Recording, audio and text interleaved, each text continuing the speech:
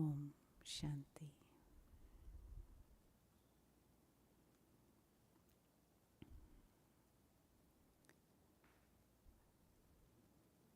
Thank you.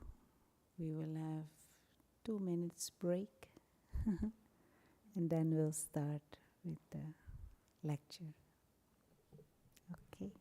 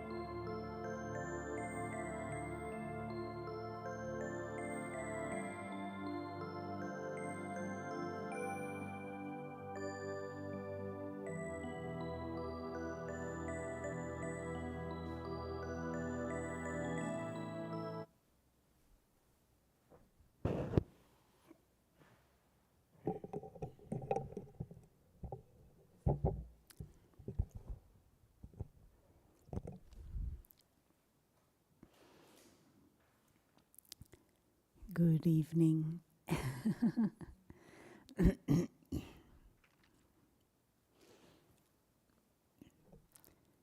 And hello also those on Zoom. Tonight we have an interesting topic, a bit different than we normally have. Time management tips.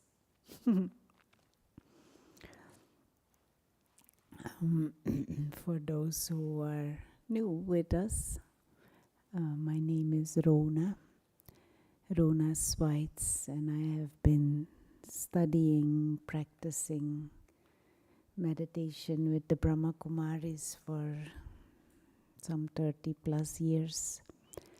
And I'm in the Manhattan Center since past 7 years.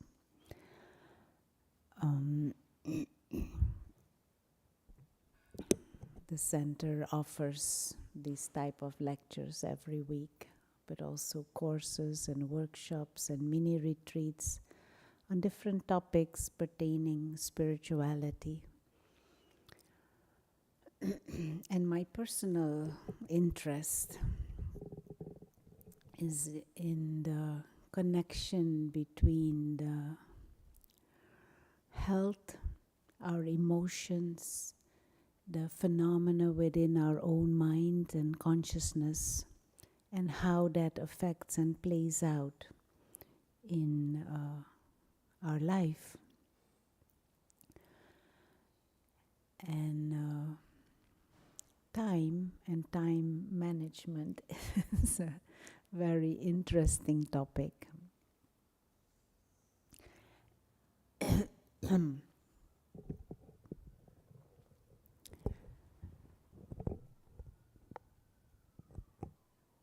Sometimes I walk here on Fifth Avenue, especially during weekdays. Almost everybody runs. Have you ever seen? Not run, but everybody is fast. And sometimes I do a little, game or observing, trying to entertain myself, observing what goes on. So you walk and people pass you. They walk fast. And then there is the traffic light is on red. So everybody is waiting. So you catch up with them. And then the light goes on green. Everybody fast again. Going. Next traffic light, you meet them again because they are standing, waiting.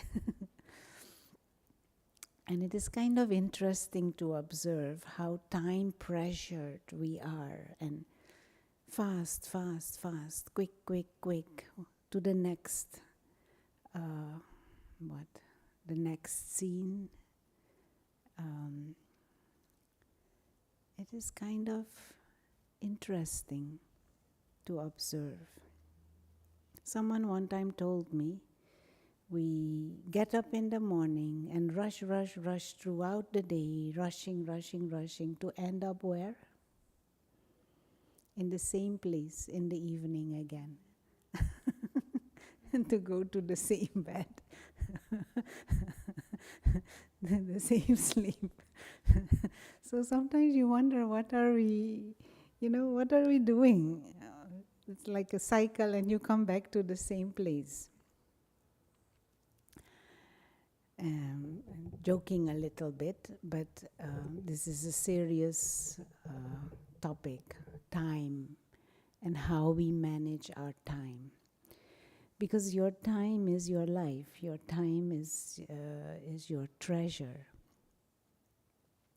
Or one of your big treasures is time. But how do we use it? And do we use our time also to have fun? To enjoy our life? Or are we all the time rushing to achieve something to then be happy? Does this happen with us? We're rushing, rushing, pressuring, pressuring, trying to achieve something, trying to work for something, to get something. And when we will get it, then we will be happy. And sometimes we don't get it at all. Or sometimes it may take long time before you get it. Or sometimes it may be years. Now, some people work, work, work hard, stress, stress, stress, hard work, rush, rush, rush to earn money, to at some time in the future they may buy a house.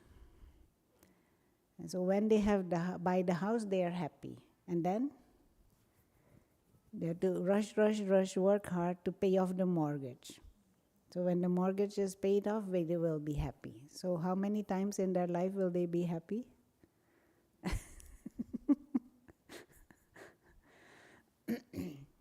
I'm saying they, but this is like a trend in all of us. No?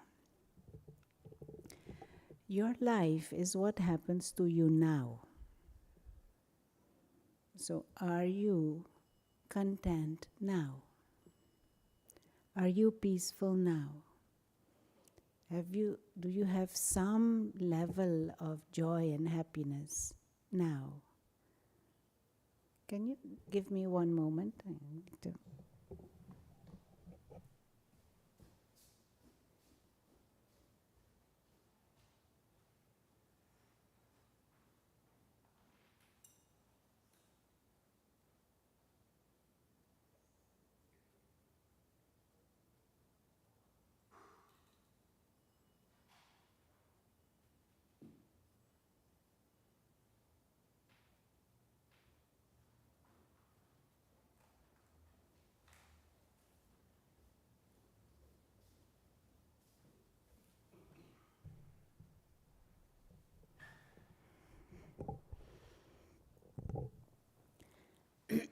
Yes, so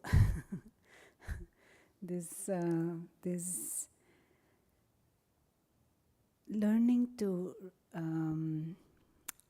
value your time and to stand still or reflect on the reality that your life is what is happening to you now.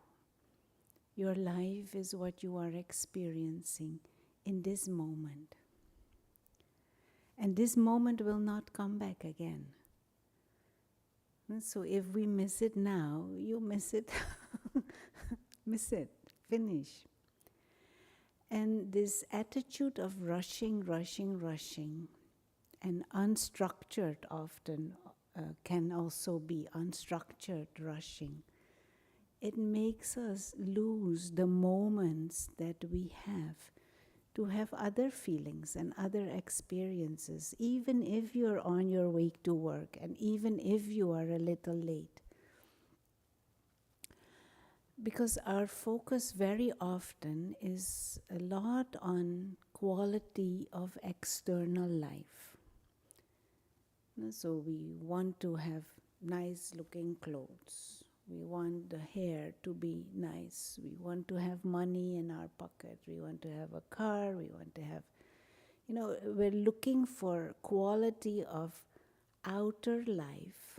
And there's nothing wrong with that. It's not that we have to walk around in rags and dirty and whatever. But we forget that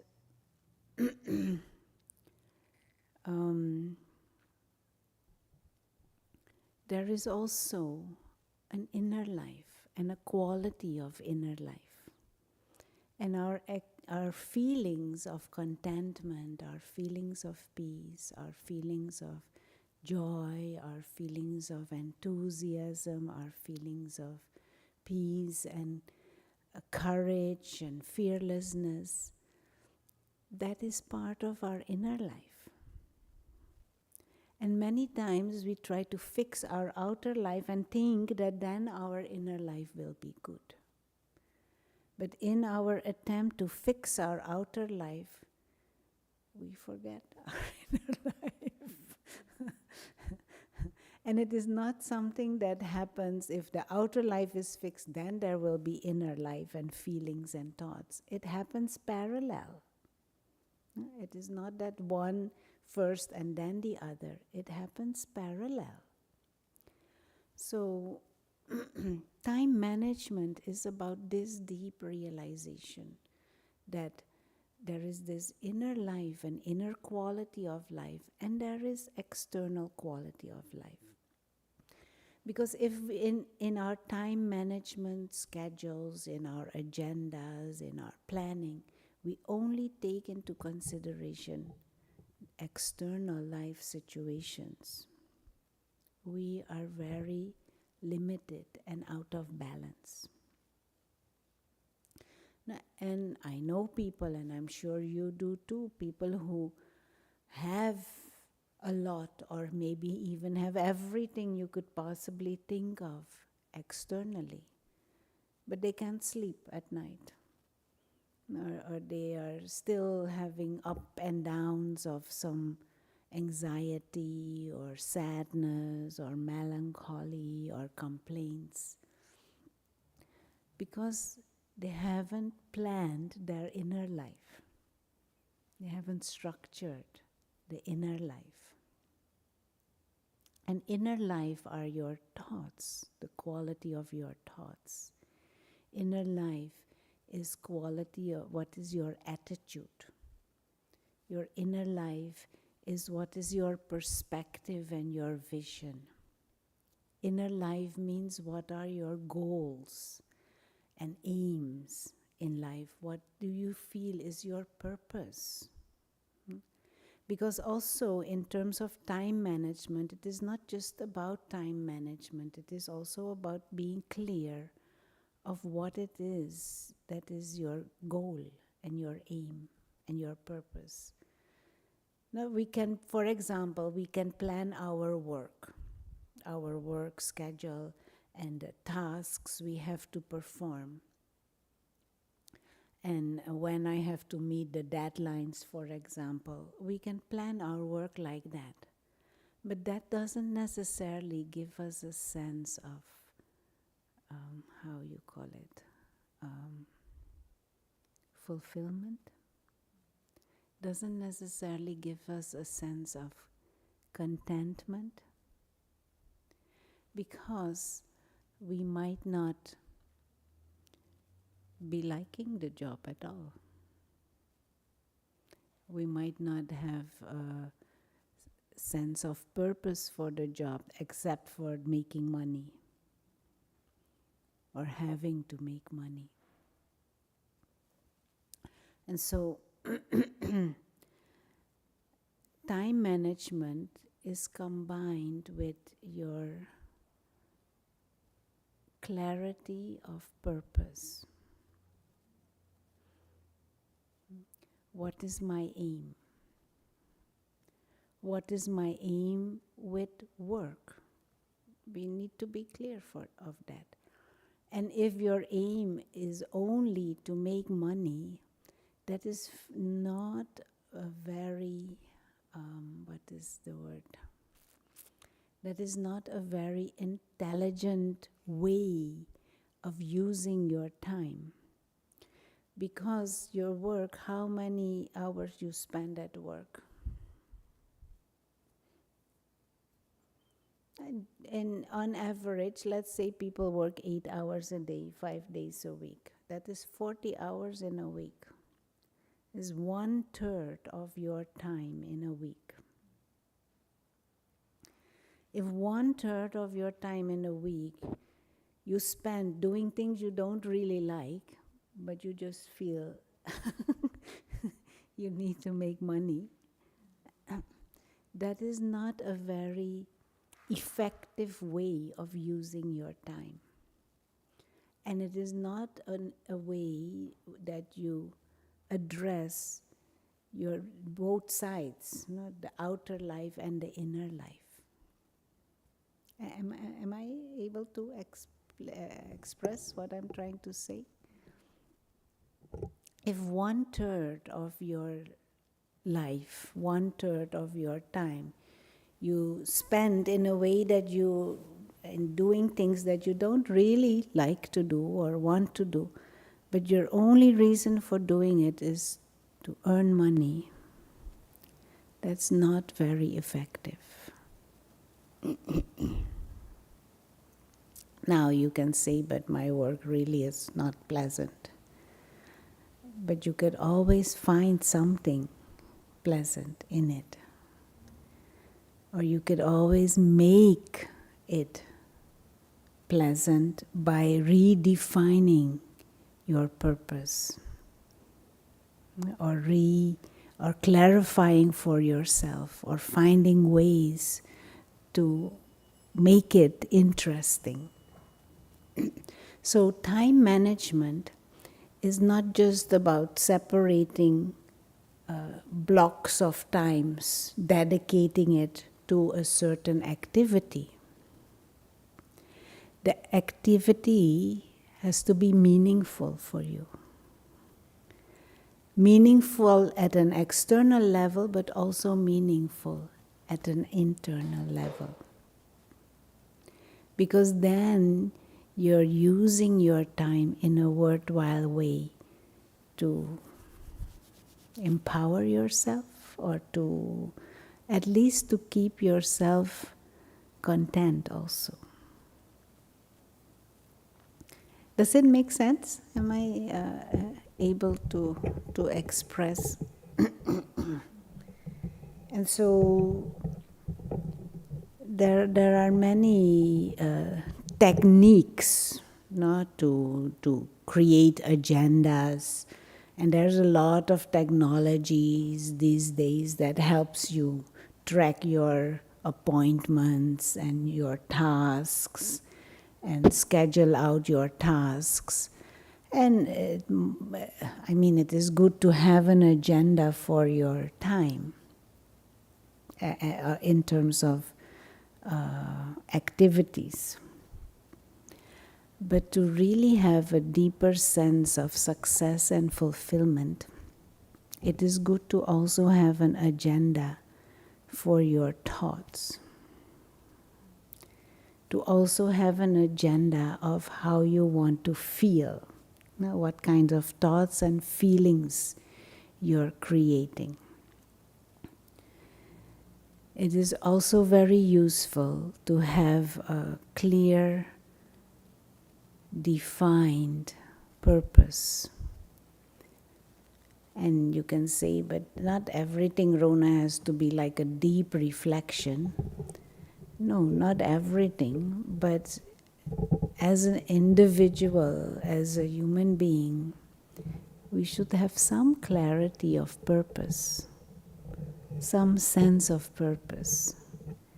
Otherwise, every day will just be following on the next and on the next and on the next, and you do the same things. You get up, you drink 2 cups of coffee, you eat, you take shower, you rush to work, it becomes very robotic if we are not having a deeper meaning to our life. And how you use your time and how you divide your time will then be in context of your broader aim and your purpose. Now, anyone want to share? What is your aim or your purpose? You have some clarity for yourself. What is purpose of my life? What is my aim?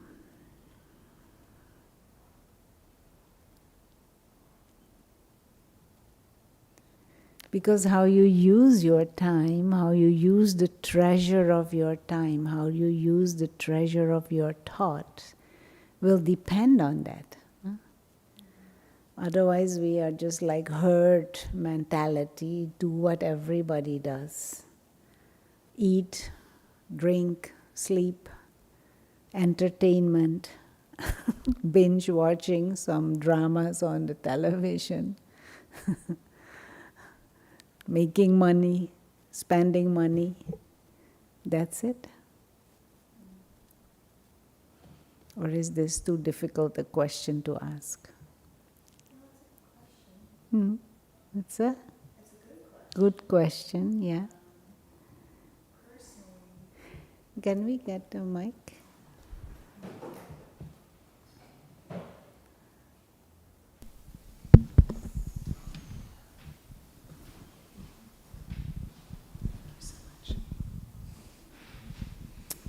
No, I think it's a good question. Personally, I think it's layered. So for me, I think I've spent sometimes too much time in thought about what my purpose is, so much so that there was like a sense of stagnancy or inaction. And then I've also immersed myself in action, trying Without new thought. things without thought. Yeah.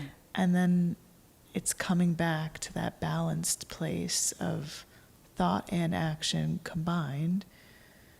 And I think ultimately, for me, like the searching became very painful.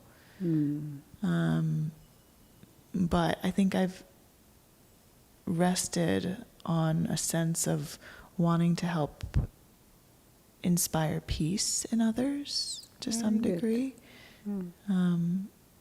And I think sometimes I get hung up on the how. And sometimes maybe that's not as important, because I think one can inspire peace in others in so many different ways throughout the day, whether that means you just give someone a smile, that can be a form. So I think, in answer to your question, the how has occurred me to struggle sometimes. So I'm curious how you, in your path, have encountered your personal purpose and how you kind of escaped that like lingering question of why and how. Yeah. Oh, very good. Well, before I started a spiritual path, before I began meditating, as a teenager, actually, you kind of struggle with these existential questions, no? Because you're swept away by what everybody does and the peer pressures and what is the traditional ideas of you have to become someone, you have to get married and children and a job and all of that. But looking at others and looking at adults also, I felt, okay, everybody is doing that, but they're still not happy. And they're still not, and I shouldn't say, I shouldn't generalize, but in general, the world is not peaceful. Having everybody doing that, still there are so many complex situations. So I settled on the thought my life should be useful. And this is one of the reasons why went to medical school and taking the education at the university level to, at least I thought, at least I could help, and be useful and contribute to the well-being of others. When I came into into a spiritual journey, when I came across the Brahma Kumaris, that actually basically stayed the same, just it refined. I began to realize that helping others also means helping myself. Because what am I helping others if I am not clear myself? And it became more refined in the sense that I began to realize that our innate nature is a nature of giving and sharing. that our innate nature is we love to experience different things, variety of things, and we like to help others also experience their own higher potential.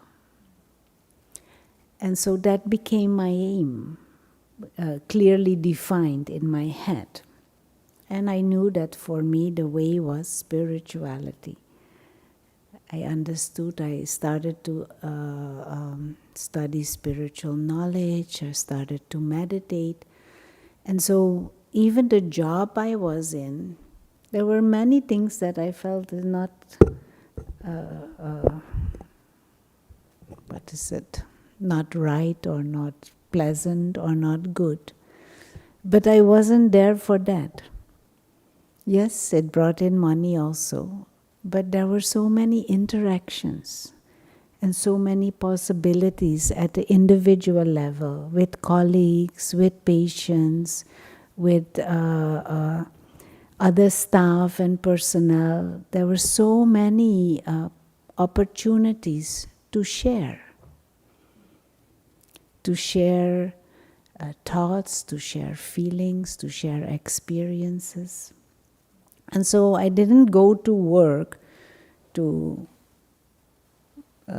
just earn money or to just get the task done, but every moment was an opportunity to share.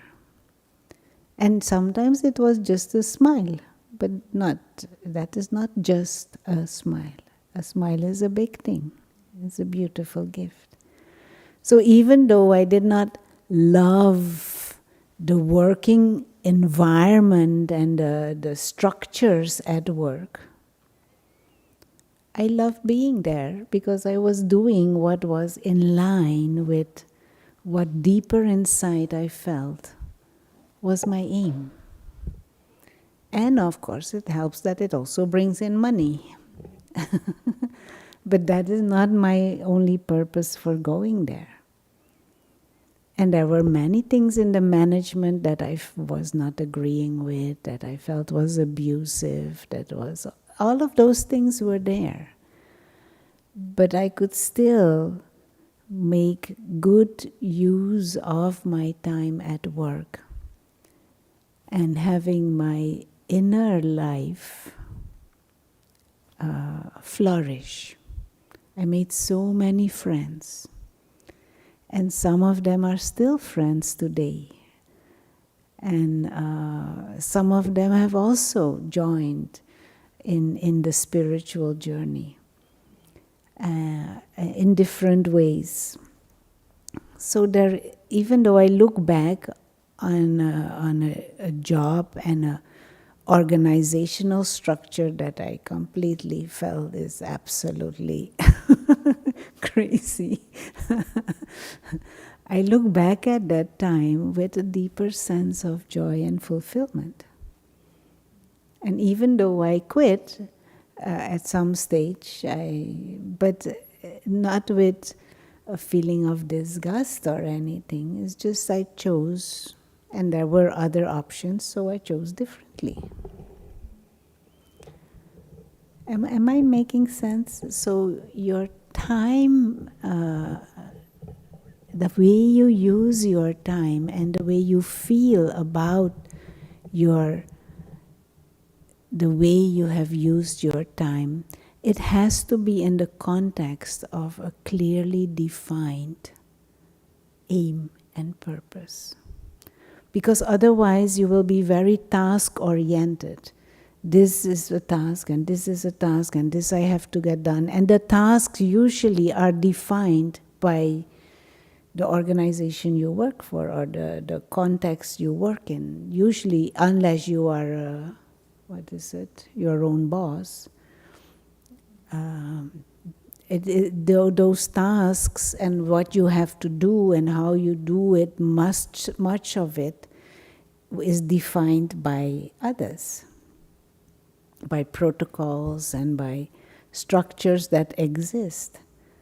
But in my case, a deeper purpose for me was to have meaningful human interactions and to have interactions where both are enriched.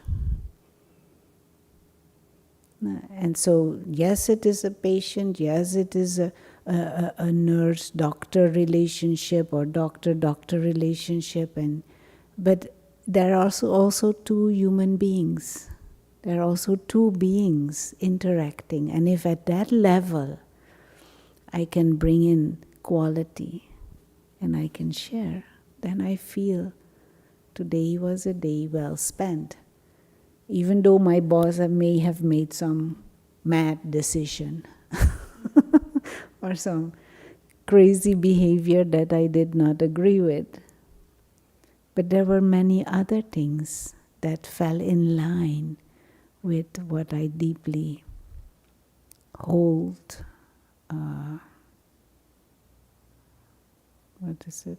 Valuable. I'm not sure if I'm able to explain. Yeah?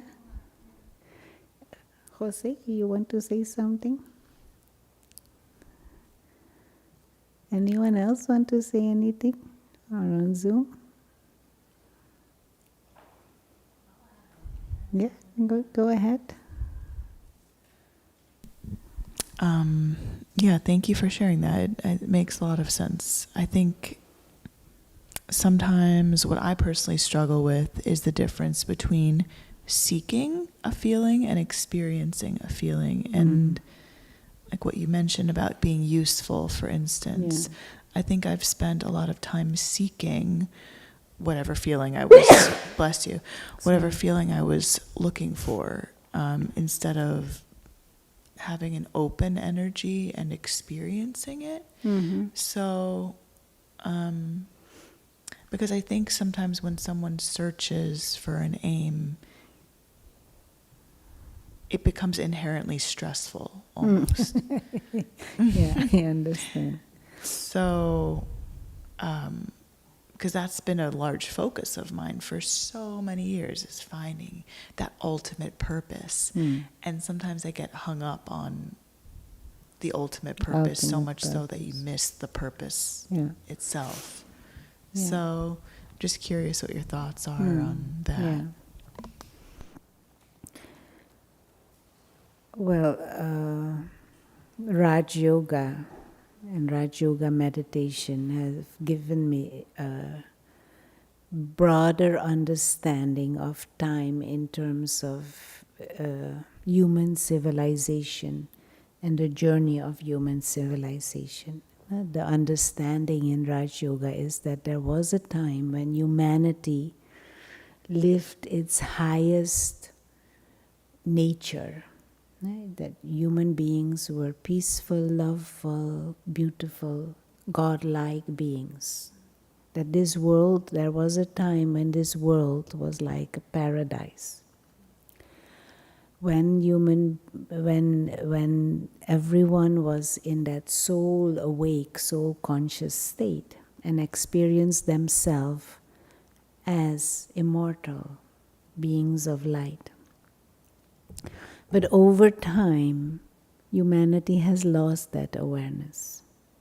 Over time, over a long time, birth after birth, many generations, that spiritual awareness was lost, and that spiritual awareness was replaced with what we call ego, and replaced with false identities.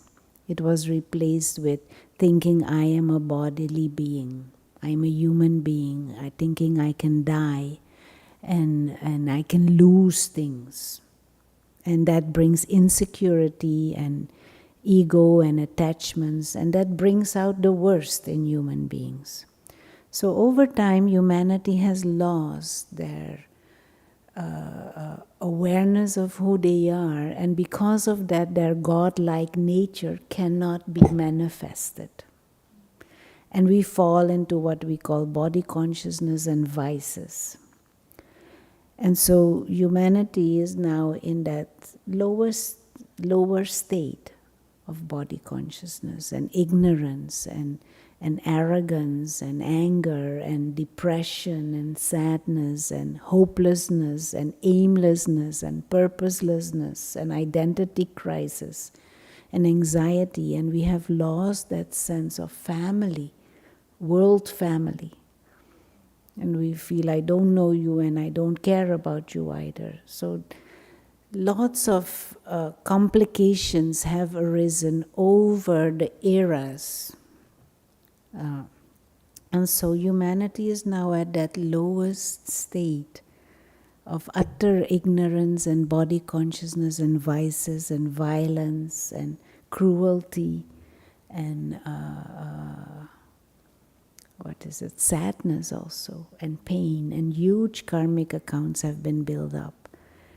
And so in the context of that story, that history, how do I position myself now? What is my purpose in the context of the larger story of humanity? Do I need to be a mother and bring more children on this earth? There are plenty of children. And there are plenty of children who don't have parents. So if I want to be parent, then let me be parent for some of those. What is the world needing at this moment in time? So in the context of making my life useful, then I have to define first also what is usefulness. No? And what is useful for this earth and for humanity. And so in that context, I have learned now through the spiritual wisdom and the practice of meditation to use my time now in a worthwhile way would be to use it for the spiritual empowerment of myself and of others. Spiritual enrichment of self and others. And so even if I would go to a work setting to earn money, my deeper aim would be finding ways to spiritually uplift.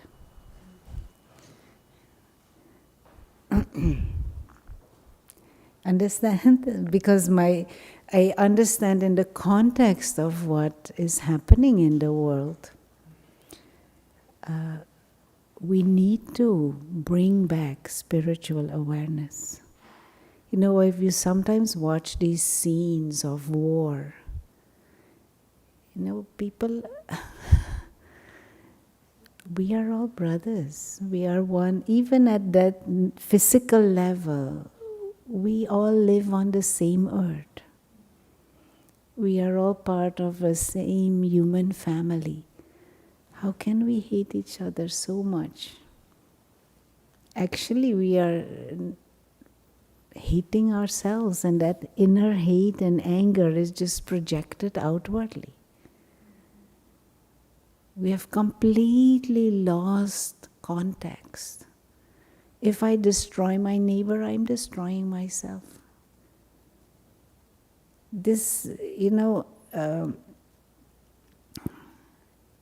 on earth, there are enough bombs and weaponry to destroy the planet 15 times. What are we going to do with all of that? Destroy somebody else? You think I will be safe if I destroy someone else? There will be 10 others pointing guns and bombs at me. What have we done? What have we created? Everybody's crying, everybody's sad, few people are angry and arrogant and showing power, pointing guns. What have we been, it is like madness. So in a time like that, what is my aim? How would I want to use my life? And of course, I can't necessarily create peace at that scale, but at least I can make peace with my neighbors. with those whom I live with, those whom I work with.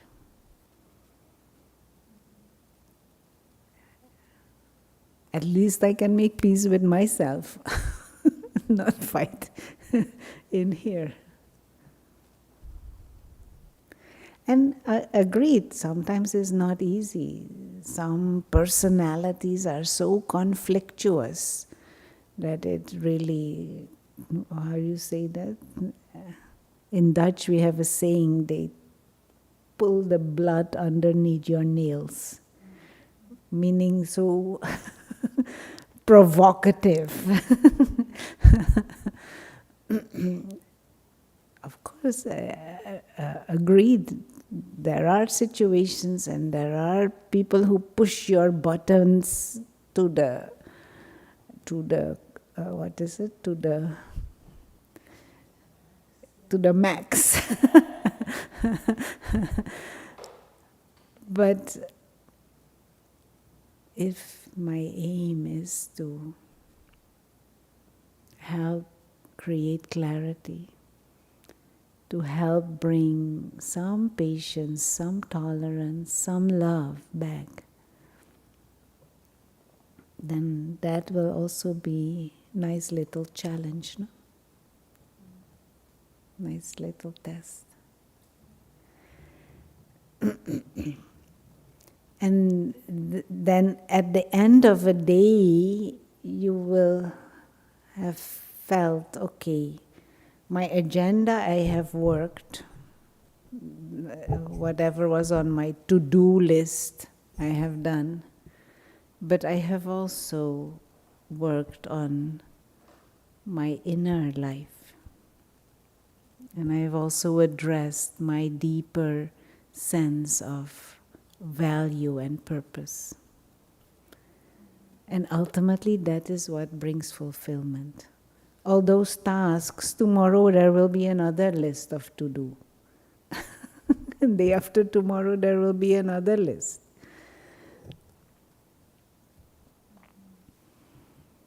The real, a deeper sense of contentment and fulfillment doesn't come just by fulfilling tasks or getting tasks done.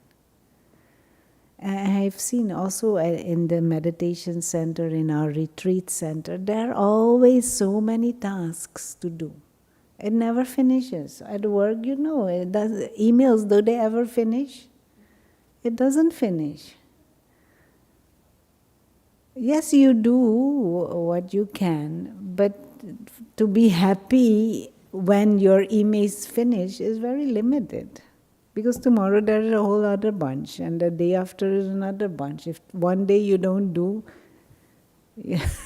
60 emails to attend to. Your sense of value or success shouldn't be based on those tasks.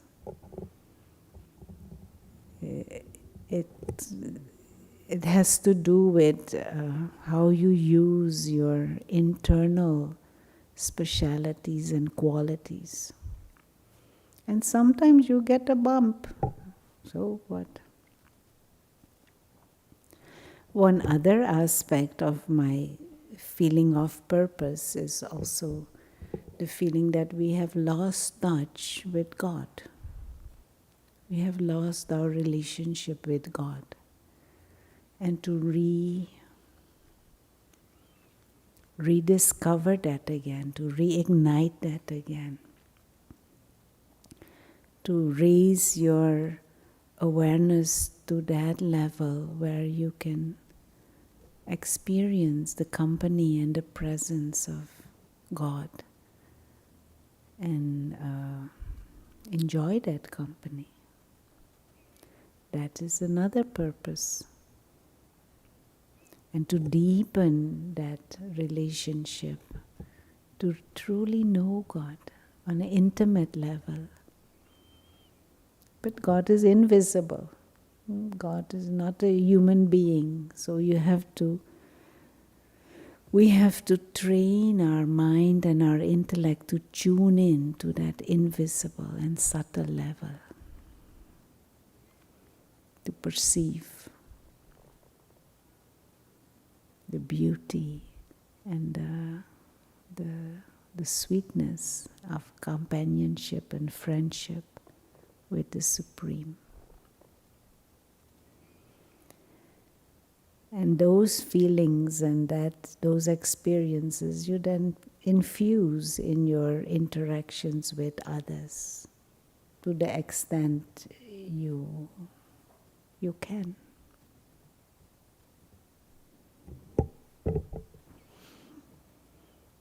So this was a different kind of time management tips than you probably would have gotten from a life coach or a corporate coach. But time is your treasure, one of your treasures. If you use it wisely, it can bring you untold, fortune and joy. But we need to address time in that broader context of aim, a broader perspective on life, and also journey of humanity, and how to use your time in a worthwhile way. Perform the highest karma, the best quality of actions by empowering self, empowering others, but not in a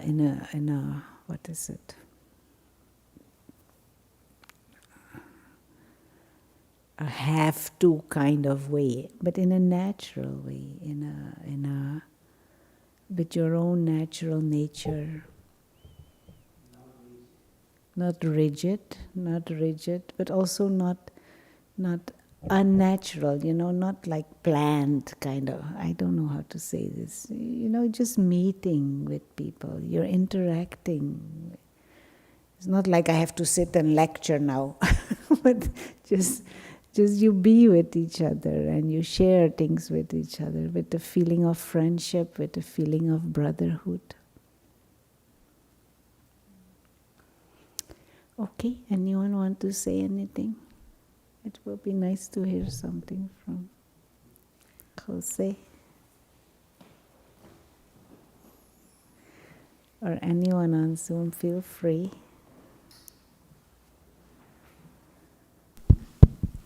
And just on the last thought, using your time, like you say, when you are doing your task, and when you are in that consciousness of going through your task as it was planned, there is more stress because you are kind of feeling pressure of going of doing things step by step. Or this has to be done like this. If it doesn't happen this way, I'll be in trouble. Yeah. And time goes without you knowing that it's happening. And the other way to do it is enjoying what you are doing. Yeah. And I feel like when I'm doing something, and I just take my time doing whatever I'm doing with the consciousness of discovering something within myself, or learning, or learning from others. It makes my time more special and more pleasant to go by. Yeah, very good. Very useful. One of our dear friends in the retreat center upstate, you can imagine the amount of dishes and pots that there are to wash because of the cooking that happens there. For last weekend we were with some 120, 130 people, and cooking happens there. It is not out. So there's lots of washing and pot washing to do. So one of our dear brothers, resident there, He doesn't say, I need to do the dishes or I need to wash the pots. He says, I'm playing with water. I'm playing with water.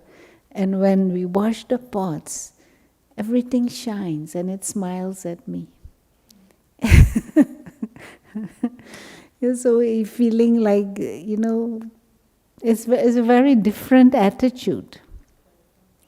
It is a playful attitude. It is, and you do it with others. And he says, water is such a refreshing thing. I'm playing with water. And the dishes and the pots, they smile back at me after washing.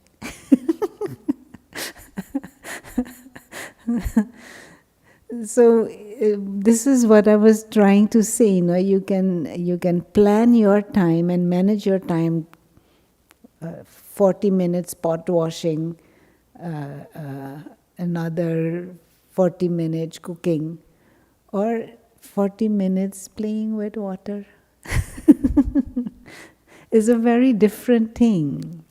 And so to make use of your time in an enjoyable way, even though you may be performing a task, but take care of your inner life also. That is, and then you will feel your day is satisfactory. Otherwise, it is like a robot, like a machine every day, pot washing and this wash and that one, and the tasks, and they get done. Yes, they might get done. After a while, you might even get fed up doing it in anyway. But then you have to, because you feel you have to work, because you have to get money. That is not living. That is, I don't even know how to call that, And then rushing for the next task, rushing for the next task, rushing and feeling pressured and deadline for the next task. That is like robot. And we're missing out on expressing our specialities and the beauty that is within us. Star, you wanted to say something? Shanti, I was just going to say that the meditation that I've learned throughout the years has helped so much when I think I have no time left, just to take even just 1 minute. It clarifies the mind so much that you end up feeling like you have more time than what you thought before you took off just 1 minute just to relax and just to, you know, Connect. connect with, yeah. Yeah. Yeah. So I just was saying, I was thinking about that because you would think that time is going to be the same for one person as the next, but it really is in your hands. Yeah. Yeah, we did not speak about that in this time, but this is one of the very beautiful discoveries. If you take time to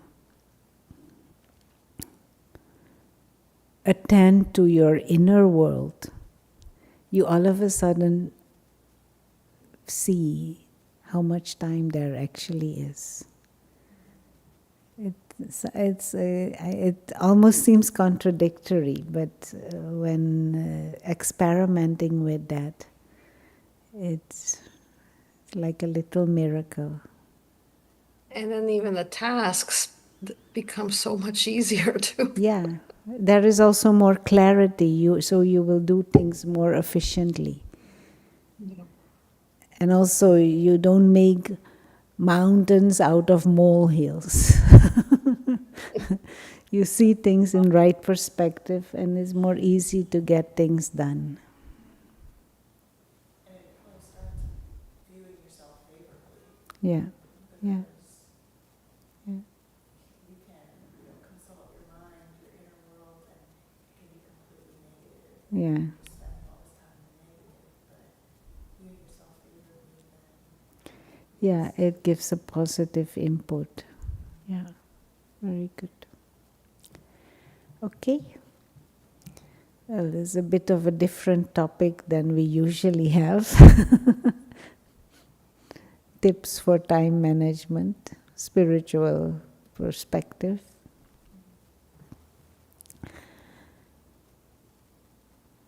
Okay. Tomorrow we have a special program. There is two musicians, a singer and a musician, Dust of Soul, they are called. And they will come and they will have a session with Sister Jenna from DC. Say she will be here, and they will. The program is called The Frequency of Abundance.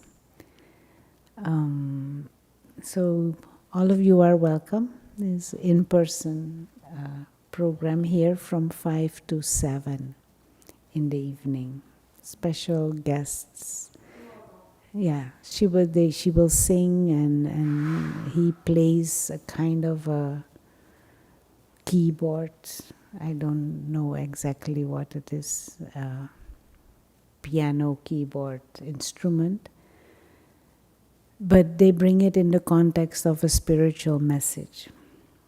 So, most welcome to join. And on Monday, we also have a special program. The General Assembly is starting next week of the United Nations. So there will be many programs. But the Monday is a program in the context of action for climate change. And we will have Jacob John here leading us in a ceremony. And he is one of the wisdom keepers, and he is a Hopi Native American. That is 6:30 to 8. So there will be reflections, there will be storytelling, there will be a ceremony, there will be meditations. That also is in person. So most welcome to join. Monday, 6:30 to 8. Saturday, there is a workshop at 12, and Sunday, there is a heart-to-heart conversation in the early evening. So many things to do. It's all here. It's all here. And you're invited to bring others. Okay? Let's close.